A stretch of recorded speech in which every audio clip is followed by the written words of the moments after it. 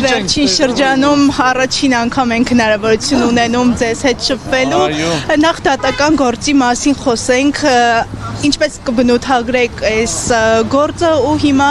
որ փուլին ենք հասել, ձեր տնային կալանքափանման միջոցը կրկին երկարաձգվեց, ինչպես կմեկնաբանեք։ Ես ձեզ ասեմ, որ դու գիտեք հունիսի 25-ին Սրբազանին եւ Արթարներին կալանավորել են, որից 10 օր հետո են հուլիսի 8-ին են իսկ կալանավորել։ Այդ ընթացքում առիթ եմ ունեցել, հələ միշտ այդ գործը սկսել է, գործը դատարան գալ, ասել են, որ Ժորժ ջան, ստեղ գործ չկա, փուչի կա եւ այդ փուչիկը կպայթի։ Եվ կարծում եմ դուք արդեն համոզվել եք, որ այդ գործը պայթել է։ Ստեղ ուզում եք ես բռնեմ։ Հա։ Ստեղ ընդհանրապես քրեական գործ չկա, մի քանի անգամ ասել եմ, քանի որ հիմա հարցը տվել եք եւս մեկ անգամ ասեմ, սա կապված է եղել օգոստոսի 18-ին, որ Ամերիկայում Թրամփ յուղի, որ ասում են, բայց դա Սյունիքի միջանցքը, որ պետք է դա ստորագրվեր, դրանից առաջ մեզ կալանավորել են, որ դա անեն։ Հիմա էլ մեզ պետք է պահեն կալանքի մեջ, միթեւ այս ընտրությունները բրցնի, որը տեսել եք առաջի օրը ասել եմ, իմ ասածները ամբողջությամբ ճիշտ եղավ, ես մինչև հունիսի 8-ը հələ գումարած եւս 2 ամիս պետք է մնամ կալանքի մեջ։ Պարոն Սարգսյան, անդրադառնալով քարոզարշավին, այս օրերին տեսնում ենք Փաշինյանի իրականացրած այդ քարոզարշավը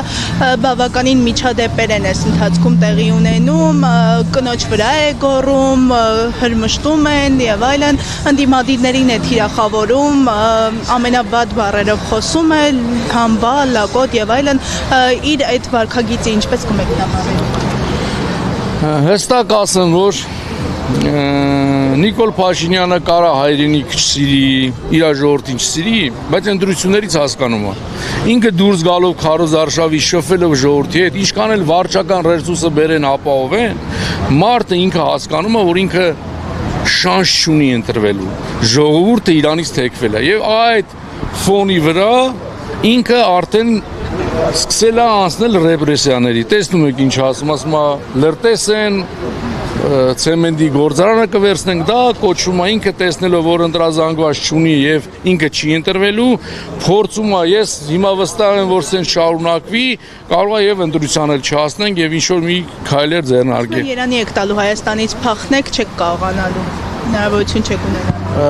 21 թվին էլ այդ նույնը ասել, բայց մենք Սիսիանում ենք, ավելի արժանապատվոր են, կապ չունի, որ անազատության մեջ ենք, ոգով ազատ ենք եւ ասեմ, որ հունիսի 7-ին մեր արժանապատիվ ժողովուրդը, մեր արժանապատիվ սյունեցիները, մեր արժանապատիվ սիսյանցիները պետք է ոչինչից չվախենան։ Այսօր ես հստակ գիտեմ իրենց ձեռագիրը, փորձելու են վարչական ռեսուրս օգտագործեն, ոչ թե փորձելու են օգտագործում են մարդկանց ճնշեն, վախեցնեն։ Վստահաբար ասում եմ, սիրելի ժողովուրդ, մեր վաղվա հայրենիք ունենալը, Սյունիք լինել չլինելը կախված է ձեր ամեն մեկի քվեից։ Խնդրում եմ բոլորիդ, գնացեք, մասնակցեք ընտրություններին եւ քվեախցիկում ձեզ ոչ մեկ չի կարող հսկել, ձեր քվեն ոչ մեկ չի կարող տեսնել, բոլորին փողոցում ձեր աշխատանքի վայրը որ կանչում են ասում են, ասեք հարց չկա, ձեզ ենք ընտրելու, գնացեք քվեախցիկում, կատարեք ճիշտ ընտրություն, հունիսի 7-ին ընտրեք համար 17-ին, արժանապատվությանը, անվտանգ եւ մրցունակ հայրենիքին։ Պարոն Սարգսյան, եւ եւս մեկ հարց, սյունեցիներին, ժողովրդին կանչեցիք ձեր տուն քարոզարշավ իրականացնելու, ինչպես եք այդ պայմաններում պատկերացնում քարոզարշավը։